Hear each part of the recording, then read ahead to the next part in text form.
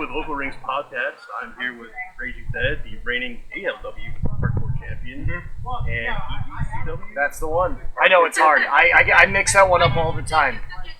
But I am. Two-time hardcore champion currently. We are here at For the Deathmatch Carnival.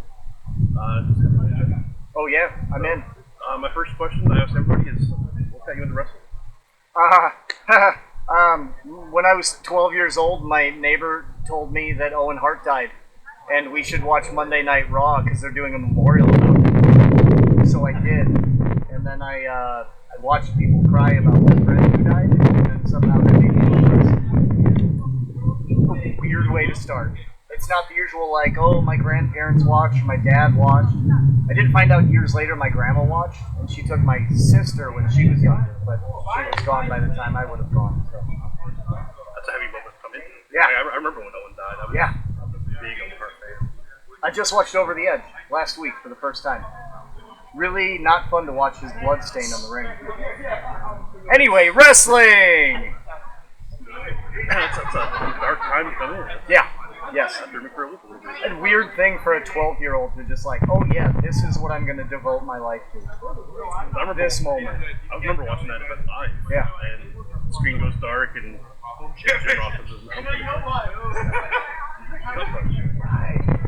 and then Monday after, like, how did you get into wrestling starting there? I don't know. And I kind of want to find, I might remember that neighbor's name. I want to track him down and see like how did you convince me? Because it couldn't have been as simple as like, hey, a guy died, let's watch. There had to be something more. There's no high-flying colors, like stuff normal. Yeah. Hoopla and like all that stuff. Yeah. It's very somber. Yeah. Like the first match was Jeff Jarrett and Test, I think. Now I love Jeff Jarrett so much. He hit me with a guitar once. Really? Yeah. Have you during a match? Or? Yeah. It was fun. I've heard they're almost stiff. No, it was fine. It was really cool because, like, obviously I'm obsessed with Jeff Jarrett. So he shows up and he's like, all right, what do you guys need me to do today? You want me to wrestle? You want me to do this? Like, no. What? This was like 2 weeks before he was in the Hall of Fame. And he was like, yep, he was ready to go out there and do anything. So you had a match with him at that? No, he was a special guest referee. I wish. That would have been, when he said anything, I would have been like, anything? Hold on. Hold on, so this is a triple threat now. It was anything within reason, I suppose. But yeah, he's the man. Yeah, he's very underappreciated. Oh, yes. Yeah. Like, he's pioneered a lot of stuff. He's helped a lot of people along the way, and no one can give him his flowers. Still. To this day, every day he's working to better everyone around him. It's incredible. So what got you from being a fan to I want to do this? MySpace. I go from Owen Hart's dead to MySpace. I answered a MySpace ad in February of 2006 to go train at a facility. It was some dude's garage, but it counts. Pro wrestling. It wasn't the best way to start, but it got me to start and then to meet the people who could get me the real training. So that was fine. I've driven past that garage since, and it's so weird because it's like, his mom probably still owns the house. I don't know. That's like with wrestling, especially back then. It wasn't you couldn't go online and yeah. School. Yeah. Yeah, I'm from Wisconsin. Like in 2005, there weren't. 2006, sorry. There weren't really like wrestling schools around. There was no real internet back then. Google was close to you. Yeah, you couldn't find them unless you knew somebody. Thanks MySpace. I had Austin Aries on the show, and it was very similar. He had a friend that found a place, and just word of mouth back then. I'm kind of jealous of people today that go online and say, oh, there's a school 3 blocks from me, I'll go check it out. I moved to Florida, and I realized, like, oh, there's a school here, and here, and here, and here, and here, and here. This is... If I started doing this, like, every town has a promotion. Oh, yeah. At least one. It's been crazy. It's incredible. There's 3 shows tonight, there's 4 shows left. I know, I got asked about another show today, like 20 minutes from home. And that would have been really cool. But I was like, no, I've already committed to this. This is, I won't cancel for another show. That's insane. That's fun. We're gonna have fun tonight. Should be good. This is my first in-person death match. Really? I've seen some GCW, Yeah. Nick Gage, of course. Oh yeah. But I've never been in Splash Zone, so to speak. I haven't done a death match since 2013. I won a tournament in Upper Michigan for UPW Pro Wrestling. And Peter B. Beautiful likes to brag all the time that I won a deathmatch tournament with Peter B. Beautiful, Dysfunction, and the only time Sabu ever competed in a deathmatch tournament. So, like, that's a real cool feather in my hat. Yeah. That, like, but I haven't done a deathmatch in 13 years. So, I guess I like it. I got to the top of whatever that was, and I was like, nah, I'm good. I'll go do other stuff. I feel like I could be wrong. Like I'm just coming from a fan perspective. I feel like deathmatch is a different mentality. For sure. It is and it isn't, because there are ways to approach it like it's a regular match. And that's when it gets really fun, to try to envision something that doesn't belong in this kind of scenario, with these kind of obstacles and objects around, but then to think like, oh, what would Nick Bockwinkel do with a barbed wire bat? And I've had that thought as I'm thinking about doing hardcore things. I'm like, if Karl Gotch had a flaming table, how would he put... It's weird because that's... You know, everybody says like, oh, deathmatch wrestling isn't real wrestling. Well, it is. Everything in this is real wrestling. It's a version. It's a spectrum. Karl Gotch and Nick Bockwinkel, they would hate this. But what if there was like an actual way to bring wrestling psychology into just guys like Batman Hondo and realize, oh, he's a genius. Because you can watch him and you can see like he's doing the most disgusting things to his own body and everyone around him. But if you look at it from the story of, oh, this is wrestling, you're like, oh no, he's on a different level. If people would look at that tier of deathmatch, if you would watch more, like you said, Nick Gage, if you watch guys who have been doing this for their lives, doing it successfully, and doing it without crippling themselves, you realize like they're doing art on a level that we're not ready to comprehend. I've done this for 20 years, and I can't even figure out how they're doing what they're doing. I see it, I'm like, yep, that's why I don't do that. I can watch a match with 19 Canadian destroyers and be like, oh, that's really cool. I can't. Because they're doing a different thing than, I mean, I could. It's all about what story you're telling. Is it violence just to be violent? Yeah. Or is it, like ECW had a lot of violence. Yeah. They told really great stories too.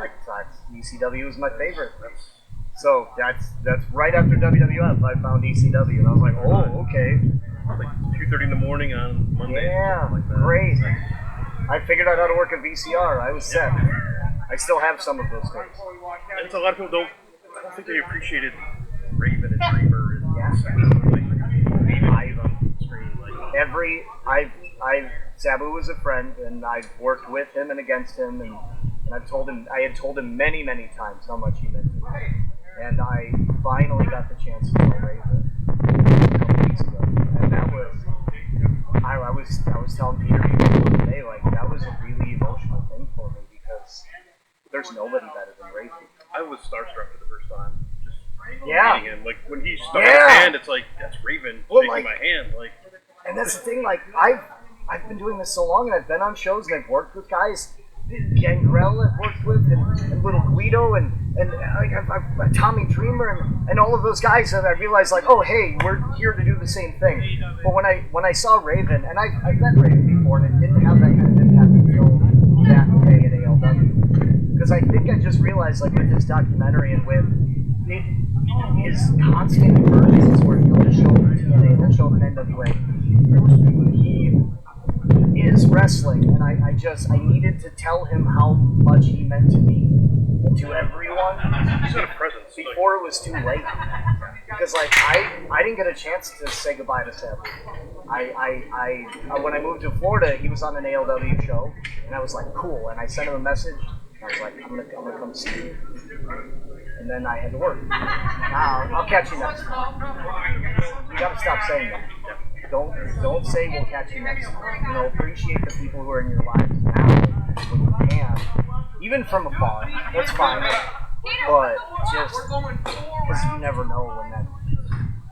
know when Owen Hart's gonna get strapped up to a harness, and his brother works in a different company, and that's it. Yeah. You never know.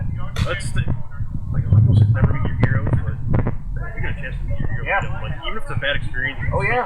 Oh, I've met some heroes that were not pleasurable that I won't talk about.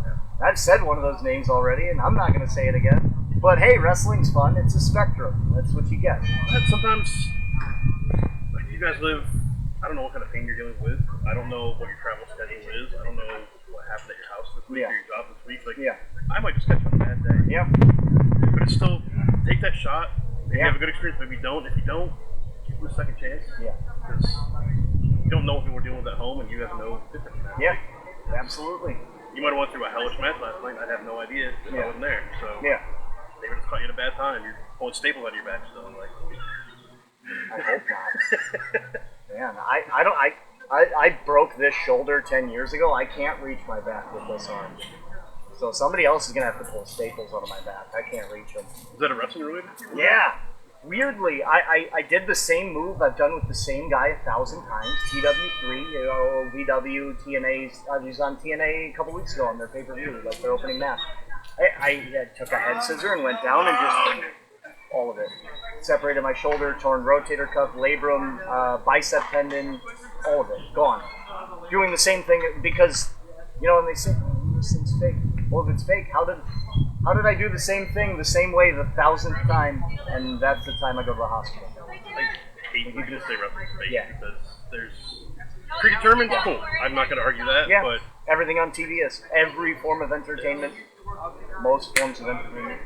Yeah. Like, I used to get mad when they'd say that, and then I realized, like, they're just saying that because they don't know. They don't know any better. Reality TV, also fake. Yeah. Every cartoon, every TV show you're watching, fake. The news, every version of the news on television, all of them from every spectrum, all of it's fake. It's all done to trick you into thinking it's real. Even the movie. That's what wrestling's doing. Wrestling's trying to trick you. The documentary is about the Miracle on Ice. There's stuff they fabricated to make it for sure. a Hollywood movie. Right? Yes. Just enjoy it for what it is. Turn your mind off for a couple hours and enjoy the ride. Or turn it off. Yeah. If it's going to be something you're going to complain about or just say you don't like without knowing it, just turn it off. When you say you don't like deathmatch wrestling, you never gave it a chance. That's my PSA. Do you specialize in just hardcore or? Weirdly, no. I don't think I ever did. I think I've mostly done tag team. But with my injury, I broke off and mostly promoted. Before moving to Florida, I promoted well over 100 shows for my own company or for other companies. So it's weird to say I've been doing this 20 years because most of that time has been split between all these other things. If I had been wrestling for 20 years, I'd be really good. I can get by. I'm good at what I'm doing, but like if I had been doing this 20 years grinding like I'd be a lot better. But because of injuries and family commitments, I decided, split off into these other avenues. And now, I just say yes to stuff sometimes. That's a wild industry. Like I've just started hearing about like some of hot dog and a handshake type deals for people. And, yes. Like, I've run many shows with a hot dog and handshake policy.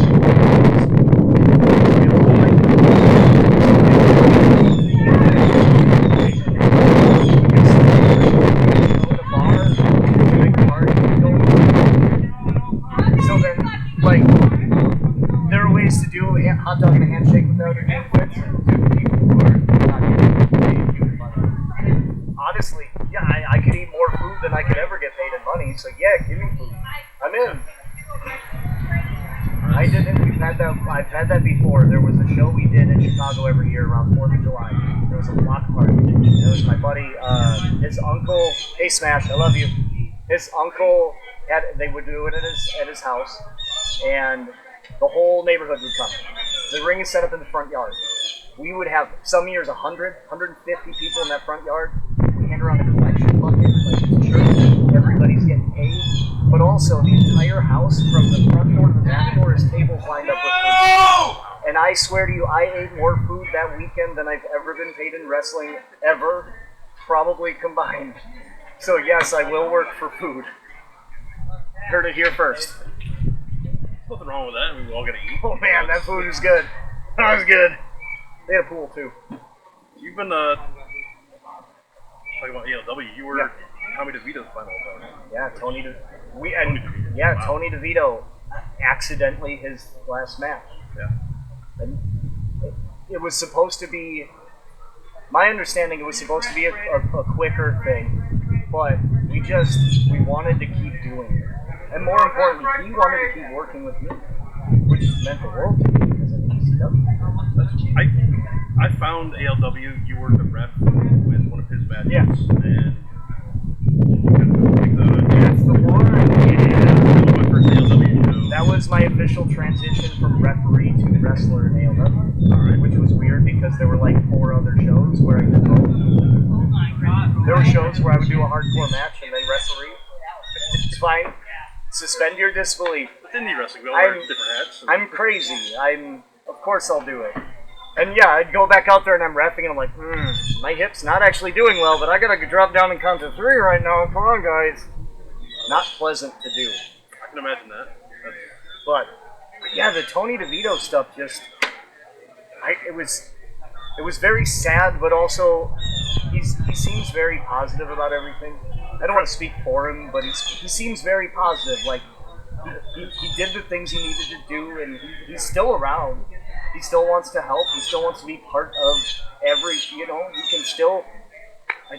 Man, to accidentally be his last match that's big. It was cool seeing his farewell speech and the crowd flipped. It went from "we hate you" to "don't leave." Yeah, and I did get nervous. I got nervous after the match because he came out and snatched the belt away from me. And I looked at him and I said, Tony, are you fucking with me right now?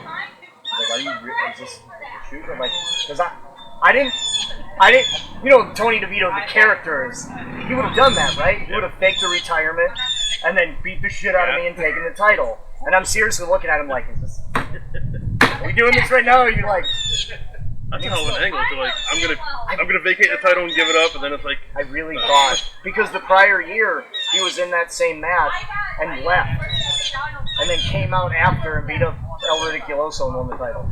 So I was like, no, not this again. Did I fall for this? Are they just faking this retirement? No, it's real. and it's sad to see him go. Yeah, But he's still around. He's still gonna make an impact wherever. I know he didn't go on his terms exactly, but he went out walking. Yeah. Oh yeah. With his style for as long as he's been doing it. Yeah. And I refereed his match at the historic Ocean Center in Daytona Beach against Madman Fulton. He's going back to pretty soon, if I'm not mistaken. Yeah. And I refereed that match and I realized, like, I had refereed some of his matches prior, but that's the one I realized, like, oh, he gives 3,000% of himself to this business. Like, and I was watching going, like, he's going way harder than anyone needs to go right now. But it's for them. And he did it for them. And I think they appreciate it. I hope. I think that was an ECW mentality. Yeah. Like, they didn't care if there was 50 people in the crowd or if it was It doesn't matter if there's 10 or 10,000. Yes. Yep. But yeah, we're going back to the Ocean Center. Yeah, that's July 4th. Yes. That's a big one. That's a full Daytona Beach City event. That's not just like, hey, here's a show on a random Saturday or whatever. The 30th anniversary of the NWO forming at that center. Yeah. I think Buff Bagwell's been announced. Kevin Nash. Kevin Nash has been announced. Yeah. Shark Boy. Yeah. And I know, Yeah. Shark Boy I know Alex 316. has some things up his sleeve. So Honestly, I have no idea. Every time people ask me all the time, like, who's coming? I don't know until the picture is posted, and I'm like, oh no. I have to share this in 90 different places now. It's going to be get a big warning one. from Zuckerberg because I'm spamming the internet. I have faith in Alex. Yeah. Fingers crossed I make it to July for the hardcore title, because that would be a cool one to walk. You've got another defense next month for the next show? Yes, April 24th in Coco. Me and Ramos. That'd be a good match. Yeah. That last one, I got lucky. And I know that it seems to be a streak lately where, like, I get lucky. I've 3 matches in a row I've just been able to just sneak by. And now I don't know. What's the win? I mean, he almost drilled my forehead the last time, so I almost didn't make it out of that. But yeah, I'm a little nervous because he's intense, and he really I don't. From how the match where I won the title, he beat me down after, put me through a table. It's a 24/7 title. He could have beaten me, but he didn't. So I don't think he wants the title. I think he just wants to hurt me. That's a big guy. Like, I don't even care about losing the title. That's less important to me than he just wants to hurt me. That's way different. That's way more pressure than just like, as they say, it's harder to defend the title than to win. I'm just nervous about that now. And he's intense. It's going to take a lot, but I'm going to do whatever I can to make it out of it. And maybe this is preparation. Maybe this deathmatch tournament. Maybe I go out there and I win the whole tournament. And that gives me that motivation, that confidence to defend the hardcore title. April 24th in Coco at the Space Coast Convention Center. I almost forgot the name of the venue. I remembered everything else, though. It was good. The show's called Break the Mold. I didn't know that until like 2 days ago. I saw all the graphics. All those changes. It was supposed to be in Lakeland, and now it's oh, yeah. The Lakeland was supposed to be last Saturday. Yeah, that's right. Man, that's okay. Everybody in EDC gives a lot of credit to you because things are just constantly changing, and you don't know what to expect. You're curveballs all the time. Like, that's wild. Do you find it? Do you find it difficult to get yourself hyped up for a show that's got all these big names attached to it versus one that's more local based? No, I don't think there's any change for me. I generally am very optimistic about how my day is going to go with wrestling. I genuinely would rather be at home with my children than ever come to a wrestling show again. But I have Stockholm Syndrome, and wrestling will not let me go. So I'm going to keep doing this for a little bit longer. My plan was, breaking news, my plan was I was going to hit 20 years and then be done wrestling.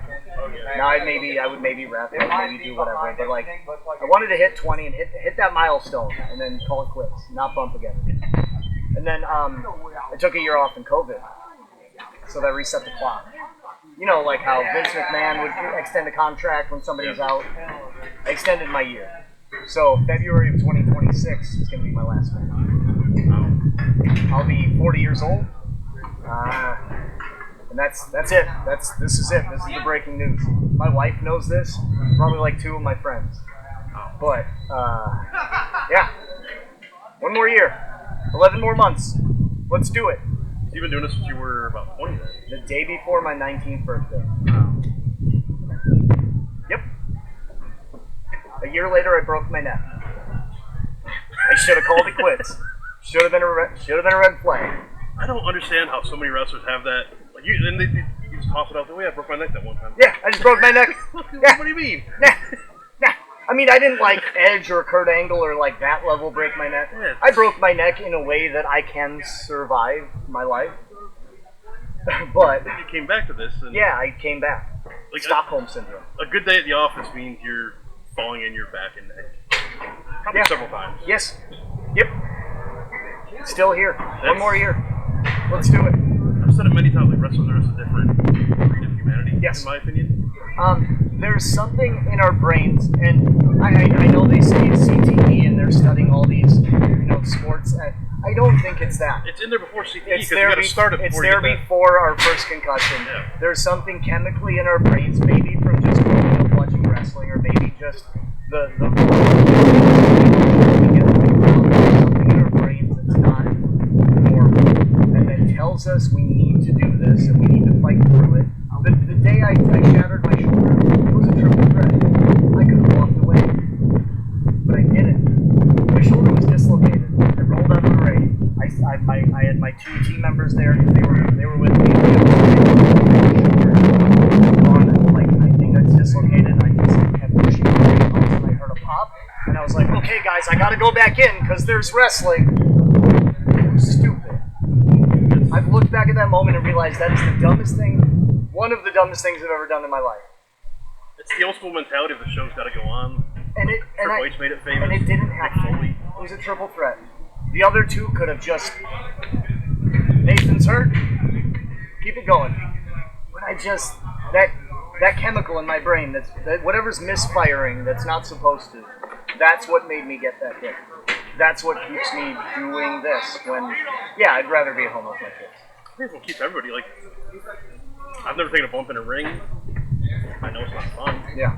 I've never ran the ropes, but I've grabbed them and found out like those are not. That's a steel cable. Yeah. That sucks. You guys make it look spongy and fun. Yeah. It's not. Yeah, I mean, running rope isn't fun either. None of it's supposed to be fun. But yeah, cables hurt. When you see it on TV, it's, oh, they're so springy. And Yeah. the mat's so cushioned. Yeah. No, it's not. Actually, that top rope, running the ropes is one of the only ways to crack a certain spot of my shoulder blade that's messed up. It's either that top rope or my daughter, like the palm of her hand. She's wicked strong. She's 12 and somehow like she's got the strength of an ox. It's unreal. But like there's a spot that only 2 ways to fix it. Yep. Wrestling, yay! It gives you something to remember. Yeah. Oh yeah. There's that. And people remember the things that we're doing too in the strangest ways. I went up to Upper Michigan where I won that deathmatch tournament. I went up there in October or November, and they introduced me to this referee, Peter B. Introduces me to this referee. He's like, "Hey, he's going to be your referee tonight, and hey, tell him." When I was like 8. No, that's not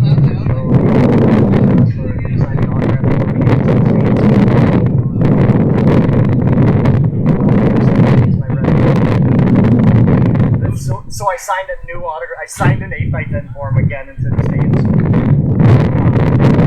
That moment meant so much to him in some podunk town in nowhere. You don't know the kind of impacts that you can have on people. Even if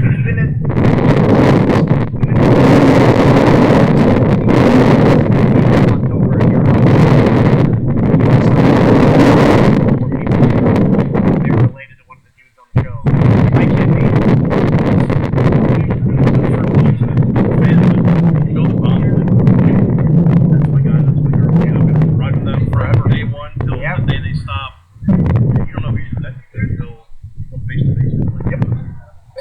Sometimes you never know. Yeah. Like look every time a wrestler dies and everybody comes pouring out like these are these memories I had of them and I love them so much. Guys, tell the people you love them while they're alive. Tell them how much they mean to you while they're alive. I can't stress that enough. You literally never know when No. something's gonna happen. No. That's the way life is. Yeah. I'll carry this thing with me forever. I never got to meet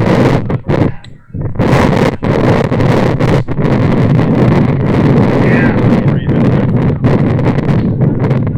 I found out today I might be wrestling Tommy again soon, but I don't want to take it. Yeah. Yeah. I don't want to jinx it. So. Yeah, I had an Extreme Rules match with Tommy, and it was 4th of July outside. It was like 115 degrees. Miserable out there. You shared the ring with like all the ECW legends. So like, Yeah, a lot of them. if we got on the list, like have you been to Taz? No, that would be fun. I just want to meet someone like so cool. RV. I've met him, but never in that capacity.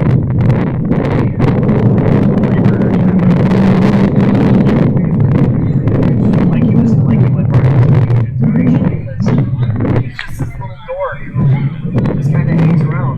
That's what I was when I started. Like when I was watching wrestling at that age, I'm like, oh, I'm a little dork who likes to hang around and watch things and people push me around. My first ECW match I ever saw was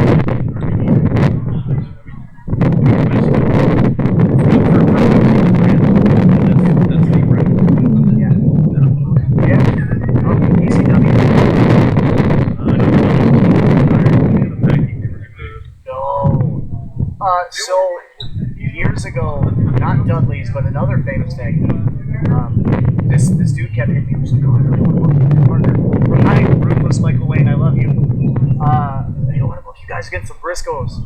I'm like, you like Mark and Jay, like Ring of Honor, like there's no way in a lifetime you'd be able to convince them to come here. He's like, "Yeah, I think it would be a great match." I was like, "Yeah, because of them, because they're like one of the greatest tag teams of all time. It would be great because of them." It's so underrated, underappreciated. Wow, man, I can't. I was obsessed with Ring of Honor. Seeing how they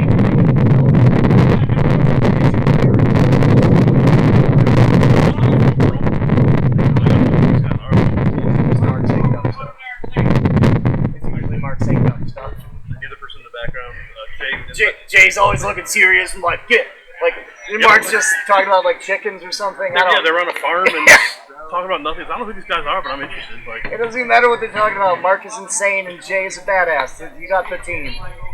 And now we feel like obviously Mark on his own is a badass by himself, and he's having the time of his life up there. That's so cool. It's so cool to watch this version of Mark Briscoe. Like, you never, when you're in a tag team, especially with your brother like that, unless you're the Hardys, you're not getting split up and going your separate ways and both doing cool stuff. Yeah, it's very rare. And this is an awful way for Mark to find a way for him to make a singles career, but for him to turn it around like this, tenfold for what, man. From what I heard, he almost hung it up. Because he could have. He could have hung it up, he could have gone home and lived his life. And no one would have thought nothing of him. Like, we would have all loved him for it. But for him to do this this version of him is just, this is a legend in the making. It's cool to see. It's a great time to be a wrestling fan right now. Cause in my opinion, right now, WWE's kind of dropping the ball a little bit, and the other companies are just scooping it up and showing you how it's done. There used to be this problem where there was either one or the other. Yeah. You either watch WWF or WCW. If you were weird like me, you watch DCW. If you could find it. But now, just do whatever you want. You go on the internet. 7 days a week, you got the internet. You can go on High Spots TV, you can go on IWTV, you can go on any Roku TV. EGCW was on Roku TV, shout out. I'm on there. There's so many things that you can watch, so like, if you don't like something, just watch something else. You don't have to complain about it on the internet. Nobody cares. Nobody cares what you say. They really don't. The internet's ruined that. Just go watch stuff, or don't. If it's not your thing, there's a million other things. Yeah. If this is kind of neat, but I don't like this character, cool. There's 50,000 brands out there. I don't like deathmatch wrestling. All right, don't watch it. Nobody's forcing you to. Nobody's sticking those skewers in your head to force your eyelids open to make you watch it. Nobody cares enough about you to make you watch something you don't want to watch. Just don't do it. You don't like Monday Night Raw? Don't watch Raw. You don't like SmackDown? Don't watch SmackDown. It's easy. It's really easy. If you don't like what's on TV, there's a local promotion in every single town. Oh yeah. Especially in Florida. Yeah. Like, there's too much of it. 10 to 20 bucks typically. You get a solid night of entertainment. Gets you out of the house. We're in the fresh air right now. Yeah. It's a beautiful day. There's a group on Facebook called Florida Pro Wrestling Community. Yep. That's got everything. I share 1,000 things in there for companies I don't even work for. Yep. If I see wrestling pop up in Florida, share it. I don't know these people. I'm probably never going to work for them, but share it. Because if it gets an eye on, if it gets them a view, cool. That's kind of why I'm doing this. Like, the more, if I can draw one extra fan to one of your shows, maybe next time they'll bring a friend, and maybe next time for that they'll bring a couple friends. Yeah. Like, try and grow this thing. It's a lot of fun. There's no cheap nights out anywhere. You can't see a movie for less than 20 or 30 bucks. I work at Universal Studios, so my tickets are cheaper, but yeah, I get it. Can't go out to dinner with a family for less than 100 bucks. You're eating cheap. I know. Or you can get 2 or 3 hours of entertainment. Most shows like this are selling like $1 hot dogs and chips and like just crap like that. Get a little snack.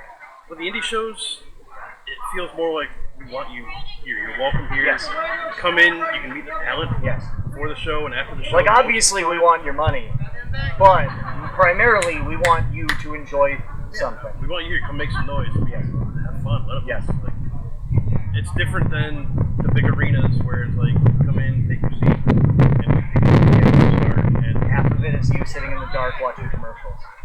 Or staring up at a screen because you can't see the ring. I have been a seat filler for Monday Night Raw in Green Bay a few times, and it's just so wild to like. I'm just sitting up here in the section where no one else is. I'm just like, oh, half of this is a 3-hour show, and 2 hours is the screens are on, and we're watching commercials for shows on USA. That's cool, but I didn't pay for the ticket, so all right. It's not a bad way to do it. Yeah, I'm really good at not paying for tickets. That's a skill. Really good, really good. For a lot of years, I would get comp tickets for any time Raw or SmackDown or even NXT was in Wisconsin. From Hornswoggle. Hi, Dylan. You won't be watching this. I think it's hilarious. We had a falling out during COVID, and I don't know. I don't know how to go back. I know like everybody's had that moment of like something happened in 2020 that they regret and they don't know how to go back and apologize, and I don't know how to do that. And now we live 1,000 miles apart, and he has his life and I have my life, but like I think about it every day, and I could just call him. I could call him right now. It's just weird. I'm weird. My brain is weird, and I'm apologizing to everybody in my life all the time for the weird things my brain does. And I'm not okay, and most of my brain matter is white, but I try to make the best of it. Dementia's coming. Haha! Wrestling. No, it's weirdly not for wrestling. I had 3 head injuries in like elementary school. Oh, wow. I was messed up long before wrestling got me. So, yeah. But, yeah. I know like most of the things I end up saying like turn to me being really sad about Owen Hart dying or how I miss my friend Dylan. But You said on here, reach out and tell people you love that you love them. I know. I need to take my own advice. I'm not gonna have time to call him today, but I will send him a text when we're done. Alright. That'll be fun. Maybe I'll text Billy Gunn too. I have his number. He doesn't know who I am, but I have his number. I've always wanted to like give it out to somebody just to, but like he doesn't know me. He doesn't. It's fine. I'm thinking Bart. I used to live in the same town Bart did. Really? Like a block away from Oh him. no way! No idea. Like Dude, I love Bart Gunn. I am one of one people on the planet who enjoyed the Brawl for All tournament. I know. Me too. I Really? liked it too. Yeah. There was a show I did in Georgia. Oh, my hand's bleeding. Before the show, weird. There was a show I did in Georgia, and the locker room in this place had one of those smart boards because it was for their football team or athletic, whatever. They had YouTube. I'm just going one by one watching Brawl for All matches in between because I was reffing. So half of the show I'm just sitting back there like, yeah, there we go. All right, yeah, Dan Severn, let's go. And a locker room of like 18-year-old kids who have never heard of any of these people. I'm like, you know who that guy is? They're like, no. I'm like, that's JBL. Yeah, man, that's Bradshaw. They just said his name is Bradshaw. That's a different Bradshaw. No, it's not. Dude, I love Brawl for All. I got my daughter to watch it. She'll be 7 tomorrow. It's wild. She loves that era of wrestling. Everyone that did it was like, I hate this. They I hated never want to do it again. And Hated it. But you watch it with like the lens of, like I said, watch it for what it is. It was supposed to be something different. Well, Bart wasn't supposed to win it. No. They didn't know what to do when he won it. Like, if you're trying to watch the tournament like it was how it was envisioned in Vince's head, you're going to hate it. Yeah. If you watch it for how ridiculous it ended up being and how hard everybody worked to make it look real, you can't hate any of those guys they worked their asses off to make it look like it was the most legitimate thing they could under the parameters they were given by a crazy old man. He wasn't old at the time, but you know what I mean. Like, they were given their parameters for his vision, and it didn't work. But they worked so hard to make it look like it needed to be. And if you watch it in that perspective, man, did it work? Was it a work the whole thing? no. Alright. I mean, it was supposed to look like, it was supposed to look like a legitimate, like, I know they didn't expect Bart to win, and they didn't know what to do with him when he did. yep. Because it was supposed to be, I think, Bradshaw or Godfather they used to do. I don't know for sure, but I have because remember, Severn won in the first round, and then he took himself out of the tournament. I kind of think that was a shoot, because Dan Severn is literally the toughest man who's ever lived. Yeah. Like, I grew up watching the old UFC. I've heard from people who have worked with him, who have been trained by him. He is what he like. So I think that part of it was real. Now that would be a cool documentary. Give me an Unreal version of that. Unreal is stupid. I won't watch that. Half of it on there is fake. I have a lot of. I know some people who know some people.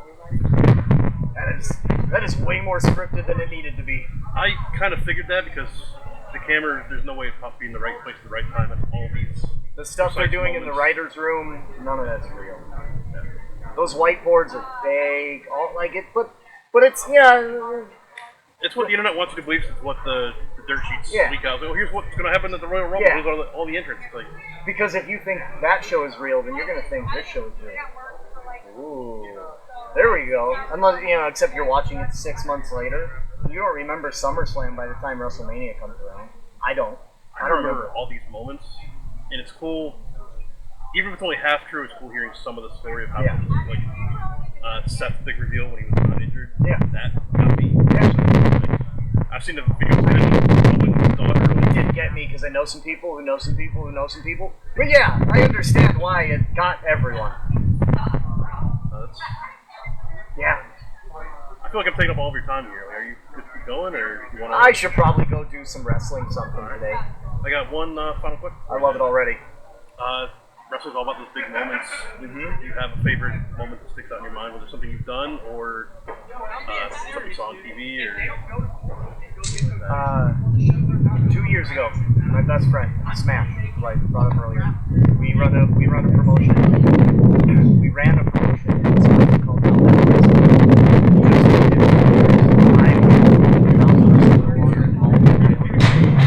That's a whole podcast. We had a match at our biggest show of the year. It was called Out of Control, and it was for ownership of the company. Now, I lived in Florida, he was in Wisconsin, so he physically had to run the company. I was still the one doing all the graphics, all the online stuff. So we're like, oh, let's turn this into a story. So we did.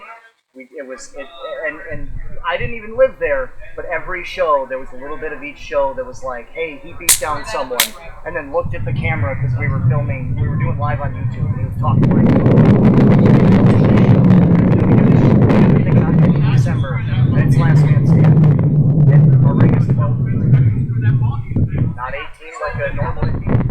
So it's a weird one, but I'll send you the video. It's wild. But honestly, my favorite match I've ever done in my life, because I was in there with my best friend. It was this important moment for us, for our company, and then he won. That guy won control of the company. And oh no, this is this dastardly moment. Everyone in the back thought I was winning because we told them I was winning. But then the thing that makes it the most important moment for me in wrestling ever is there's one shot. Somebody got a picture. Our logo now. Our logo on my arm was in the ring, and I'm kneeling on the logo, looking down at it, crying. And my daughter is ringside. Like, I think she was by my side. My wife is in front of me, staring like, "Are you okay?" Because she's a nurse. She's checking on me. But the coolest part about that is staring directly in front of me. He's standing on the stage, holding the steel chain he used to beat me and take the company away from me. And just that match in that moment is the coolest thing that we've ever done in our lives. That could have been the last show ever, and it would have been the greatest thing that's ever, like, because of what it meant to the company as a whole, to the foundation, to the story that would go on for the next year, to now me not actually being involved. And that's, anyway. That's cool. Final question. Yes. What are your socials? How do people get a hold of you? How do they book you? I am on the Facebooks, Raging Dead 25-8 Wrestler. I had to put 25-8 Wrestler because Raging Dead is actually a death metal band in like Norway or something. So every time I search for them, I can't, or every time I search for me, I can't find them. So I had to make it longer. 25-8 Wrestler. weirdly, I do have like TikTok and Instagram and all that. I don't use it. I got my daughter's 12. I gotta show her how to show me how to. I don't know how to use any of that. But yeah, I should use all of those things more. I'm told all the time I should. But if I put half as much work into myself as I did into everyone else, I would have been somewhere long ago. So it's okay. I'll do more for everyone else. That's fun for me. This is Thank you so much for your time. Thank you. Bye.